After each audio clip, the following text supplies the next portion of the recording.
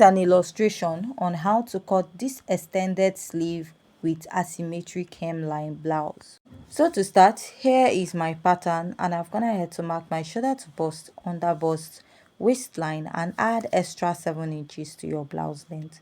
Remember, this pattern is in form of an illustration. So go ahead to mark your shoulder divided by 2 and come down by 1 inch.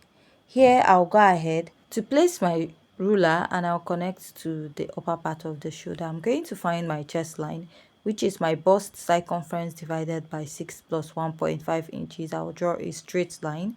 Then I'll mark back my shoulder divided by 2. Now I'll place my ruler and draw out a straight line. So after doing that, I'll place my tape and divide what I have into 2 and come in by ½ inch.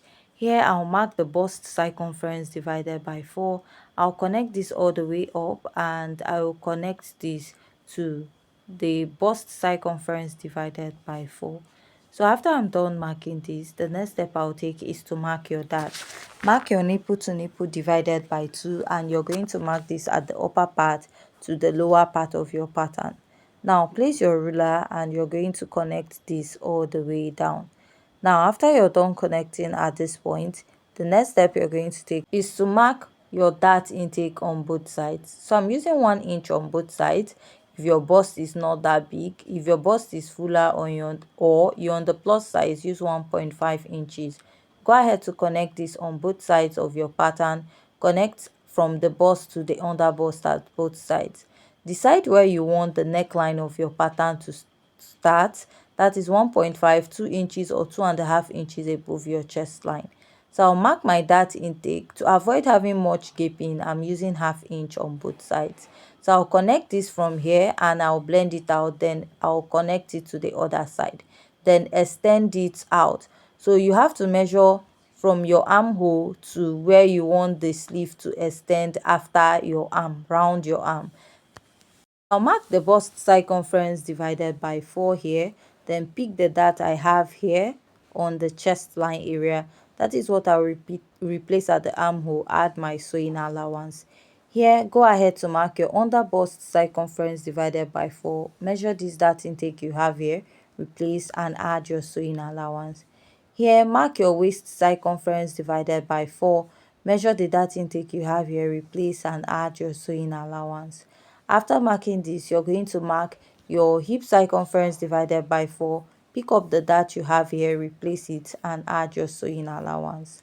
After you're done marking this, you're going to connect from the waist to the blouse length and take this all the way up. After marking this, you mark your bust dart, and to get your bust dart is the difference between your shoulder to waist in front and your shoulder to waist at the back. So I've gone ahead to mark the chest line. So at the hemline, one part is shorter and the other part is longer. So what I'll do is to cut out my pattern before we go ahead to continue. Make sure you blend out the part that has the dart when you're cutting out your pattern. So I'll just go ahead and cut this out and cut out the rest of this pattern before we can work on the hemline of this blouse. So after cutting this out, I'll go ahead to open it, then readjust the hemline to get the asymmetric hemline here. Then I'll go ahead to cut this out. You can just go ahead to readjust it to suit you depending on how deep you want the hemline to be. Let's cut out the back pattern. I've marked the chest line, bust, waist and blouse length. So after marking this, you want to go ahead to mark your dart. So I'm going to mark the nipple to nipple divided by 2, and I'm going to mark this all the way down. So after marking this, I'm going to place my ruler and draw out a straight line.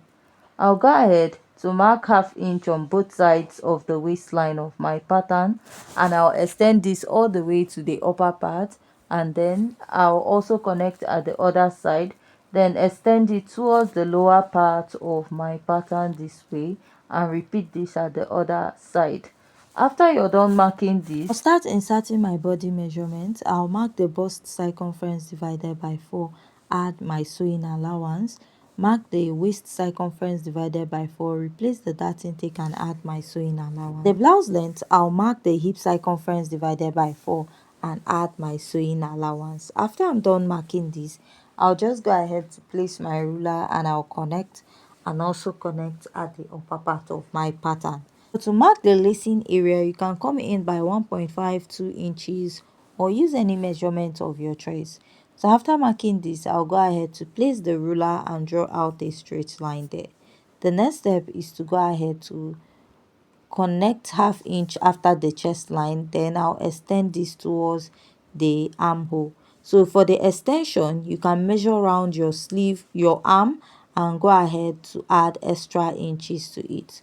So from the hemline of this blouse, I connected going up. Remember, one side of this blouse, the hemline is longer while the other side is shorter. So for this pattern, what I'll do is after cutting with one side, I'll go ahead to flip over to the other side and I'll go ahead to cut out. So I'll cut out the dart intake I have here. So this is the pattern for this side. Now if you want to cut out the other side, flip it this way and you reduce the hemline just like I have here.